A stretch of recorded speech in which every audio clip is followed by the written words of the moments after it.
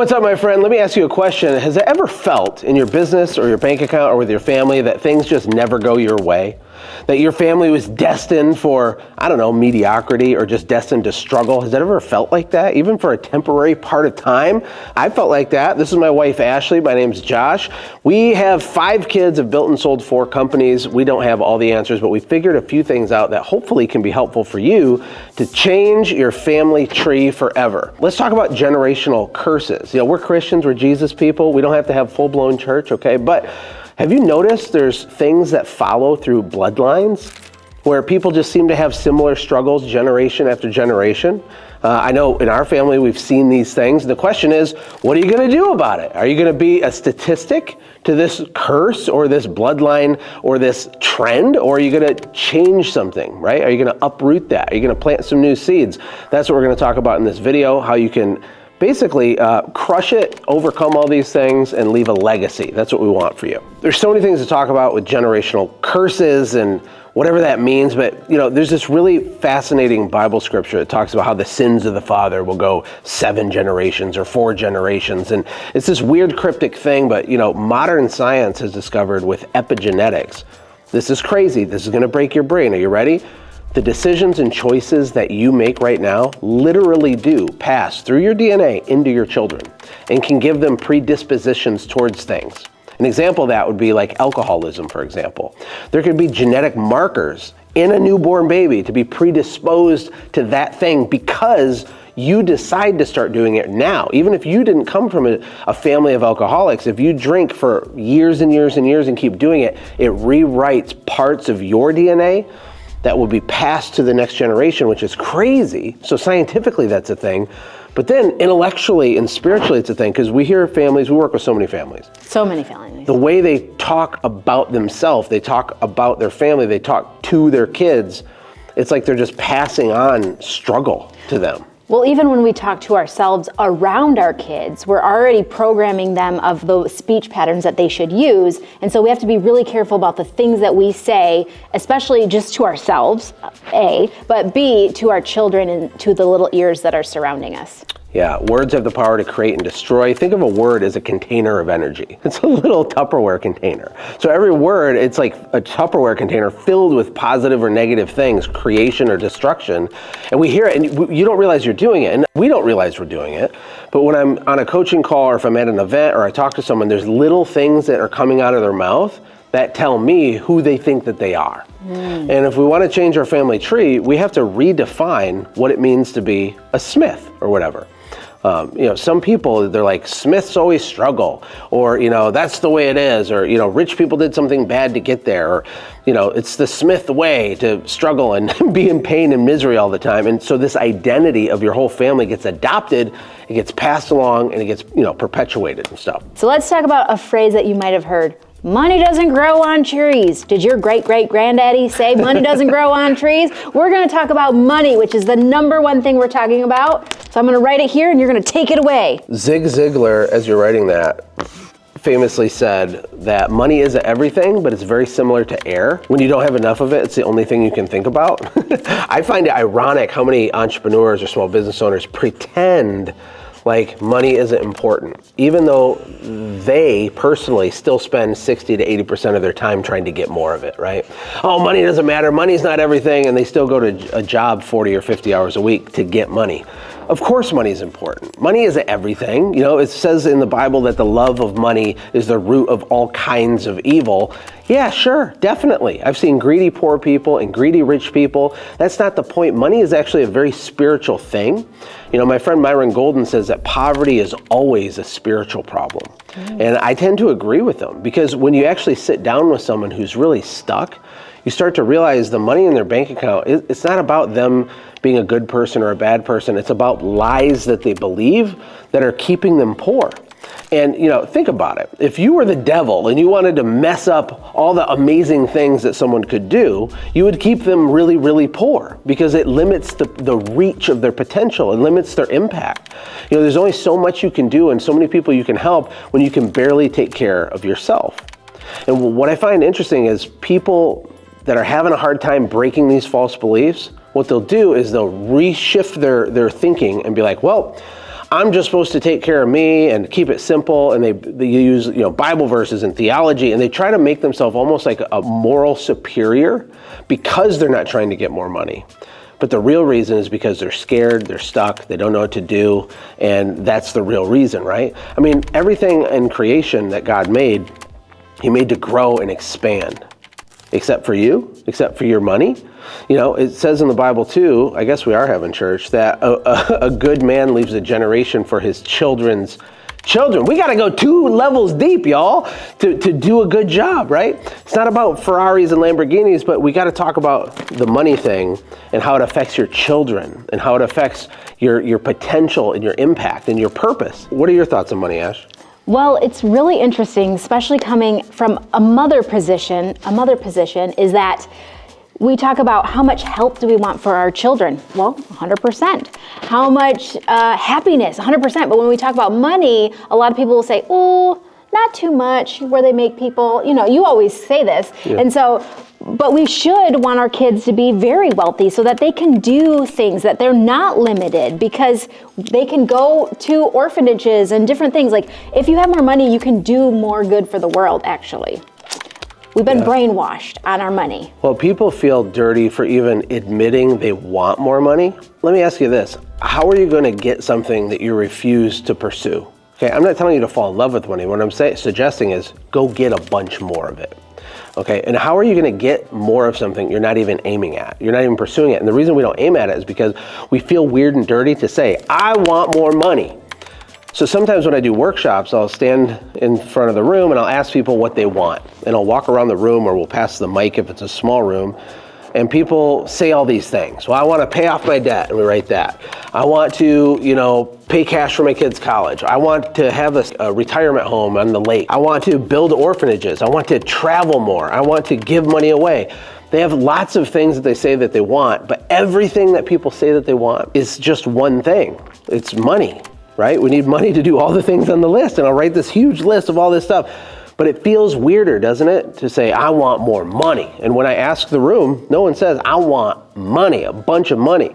And then, so that they can do all these things on the list. But it feels weird, right? And so if we're not aiming at it, we can't get it. It's okay to want to pursue more money. We have big dreams for ourselves. We want to do cool stuff. We want our kids to have advantages. I always think it's interesting when people pick on a young person who was born into a family with means. Isn't that the goal? Don't you want that for your kids? People have this weird fear that their kid is going to transform into some monster because they're successful. And so I'm not going to try hard, I'm going to play small, and I'm going to be broke because I don't want my kid to be like Will Smith's kid. You know what I mean?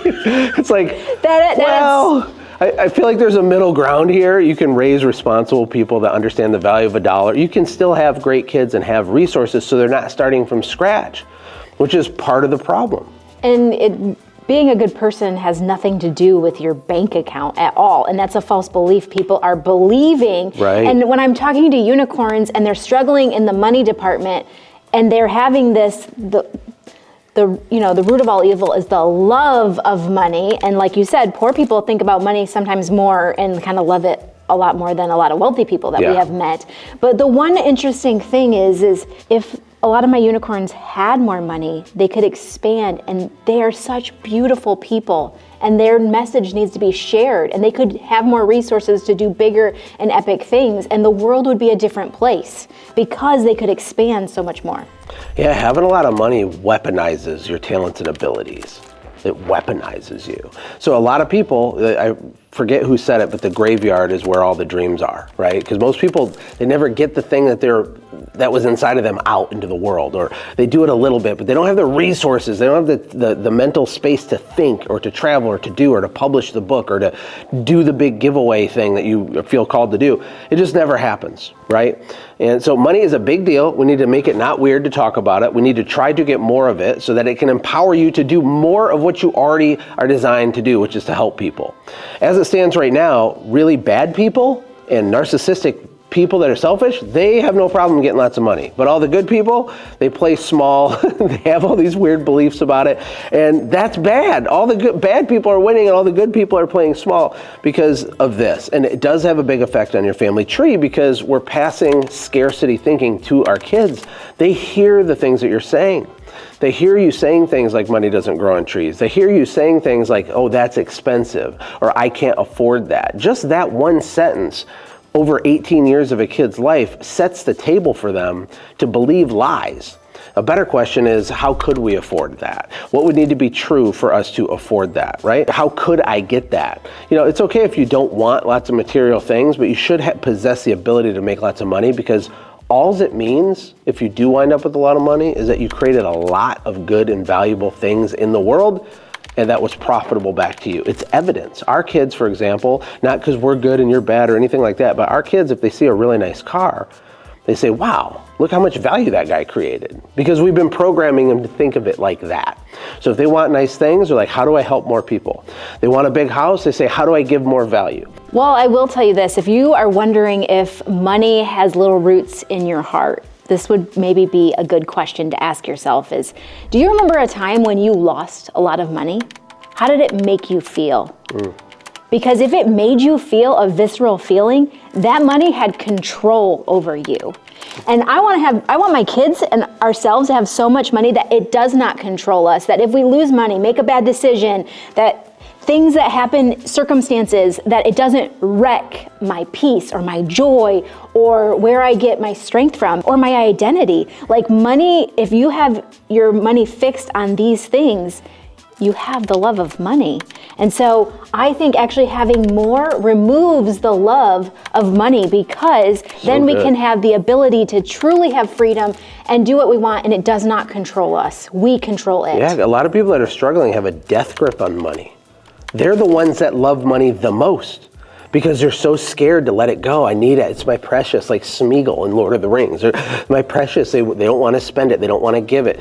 And this small thinking is the ultimate act of loving money in a lot of ways, right? Where money comes and goes. Money is a replenishable resource. Time isn't, but money is. Money comes in and it goes out, and it comes in and it goes out. Your time is static, right?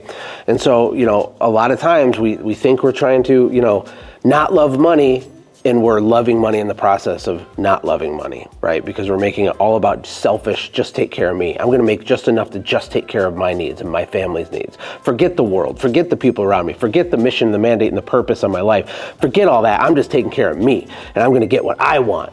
While all the while, you position yourself online as some sort of pious, holier than thou person. I guess this is just a permission slip to go for it, to really reevaluate what's going on in here with money, but also just go for it, because the world needs you. If you are a good person, the world needs you to make a lot of money so that we can change the situation. And because the narcissistic people are bringing in money and doing bad things with it. So we give you a permission slip to go big, to try things, and to make a lot of money so that your family tree is changed and the good people of the world are actually trying to do something about it.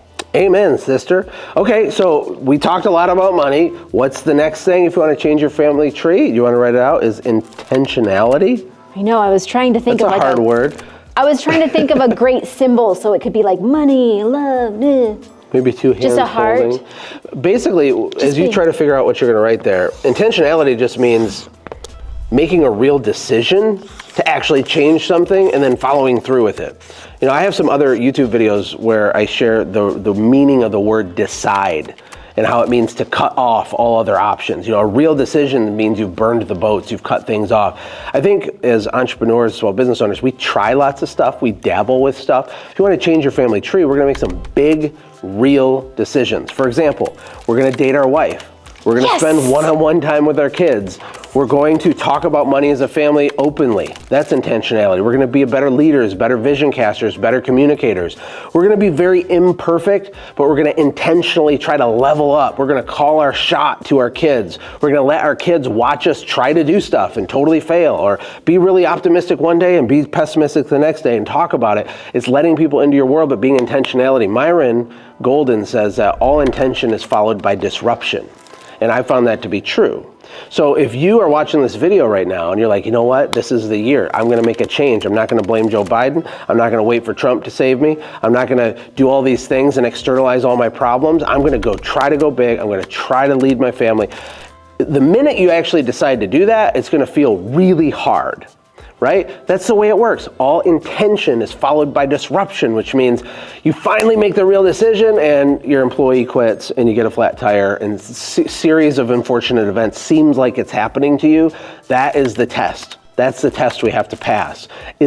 Are we gonna push through? Are you gonna have the grit to actually follow through? Is the heart intentionality with the smiley face? Yeah, it's like you're looking at being intentional. Like I remember a time when you came home, Maverick was 3 years old and I had 3 under 3, I had 3 young babies, and your business was crushing it, but our family was burning to the ground. It was a dumpster fire.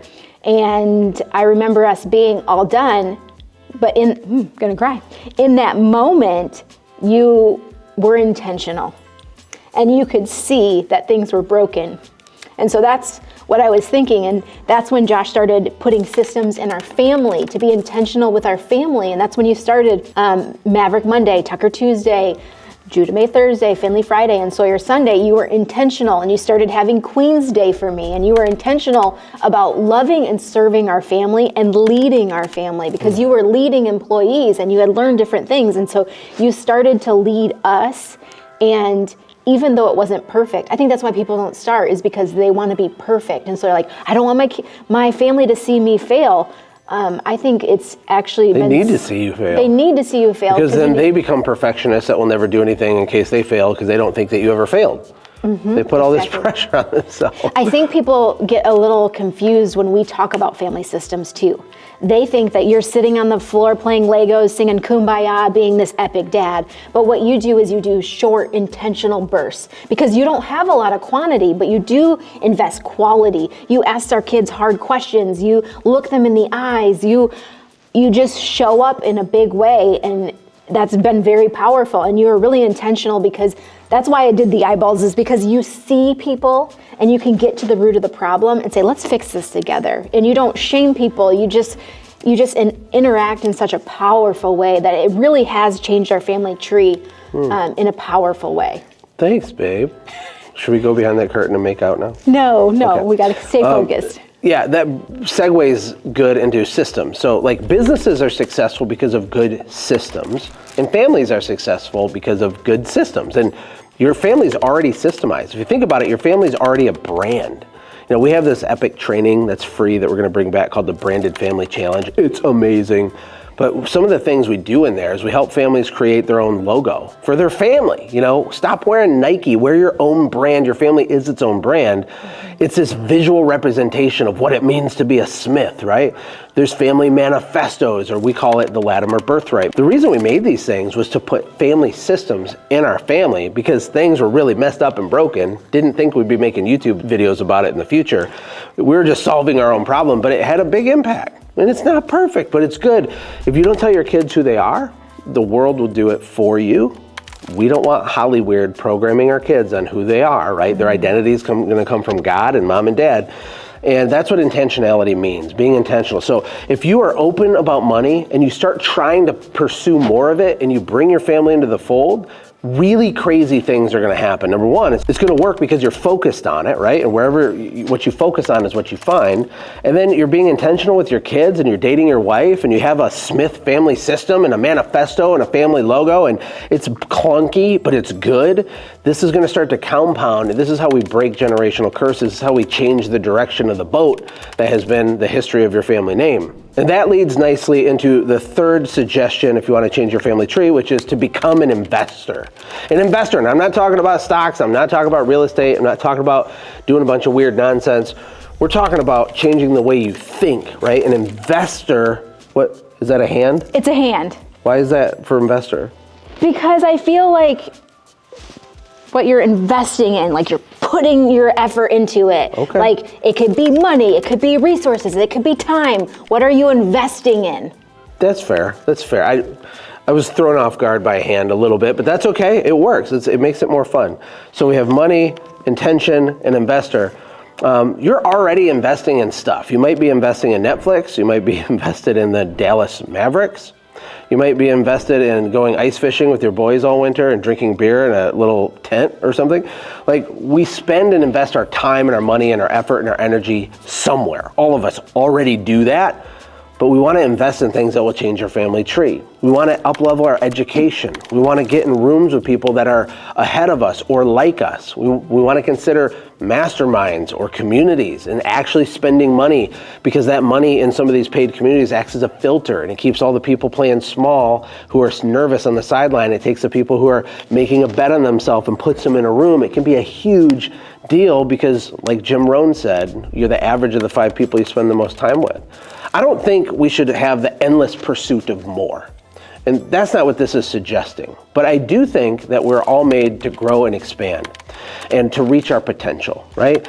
Being an investor, having an investor mindset changes so much about the way that you think. For example, if something bad happens, an investor mindset says, oh, well, that's inconvenient, but that's a heck of a story, right? Oh my goodness. It's a heck of a story. You always say this. You're always like, oh, that story's gonna make us $1 million. It'll be something like really horrible will be happening. And then all of a sudden he's like, it's the way that we look at it. It's the way that we frame it. Some of our worst stories become $1 million stories. Yeah. And so it's a great reframe of the brain. Yeah, exactly. You know, Tony Robbins talks about how circumstance actually is not what decides if you're successful in life or not, but the meaning that you attach to circumstance does. And what that means is, you know, if something bad happens to you and you say, that was painful, but man, what a great lesson, what a great story. This is an investor mindset. When you look at it like that, that bad circumstance, that getting a flat tire, so to speak, or you lost 100 grand doing this, that actually turns it into a good thing. That becomes a seed that grows a tree that's good for your family, right? Where the same circumstance, the same flat tire, the same $100,000 loss can happen to someone else who attaches a different meaning to that circumstance. Mm-hmm. Like, Smiths are never meant to succeed, right? And, you know, this just isn't for us. We need to not forget our station in life. Or if you look at the country of India, you know, they still have the caste system and how horrible that is. People in America walk around acting like that's true. It's just not formally true. And it's this type of thinking, right? It's like, if you're trying to get money, and you're learning and doing it clunky, and you're open with your family, and you're intentional, and you have some family systems and identity, and you're perfectly imperfect in front of your kids, and you're investing in yourself, and you're investing in your family and experiences, you attach positive meanings to bad things that happen. You see this combination right here, this is rocket fuel, baby. This is gonna change everything for you. We hope that this is valuable to you. Ashlee, what final closing thoughts do you have? Well, I just want to say about investing is taking your kids along for the journey. So a lot of times people have their family life over here and their business life over here, but we have tried to marry the two together. So when I should have drew a book here, but we do invest in our education and our learning, and our kids watch us do it. And then we also invest in their education too. Like, we buy so many books for them, and audio and different things and courses, and then taking along with them with the events that we host and the events we attend has been so powerful in reframing all of these things, money and being intentional. Like, it kind of makes it all one big epicness. I think when this YouTube video actually comes out, we're gonna be in Cancun, Mexico with our 3 oldest boys at a business event doing this, because this is how we roll. So we're gonna enjoy Cancun. Hopefully you're enjoying this video. If you are, like, subscribe, comment. We would love to hear your story, where you're at, what you think about this, what other family systems you have, what false beliefs about money have you struggled with, and how can you adopt an investor mindset? Or are you already? We would love to hear about it.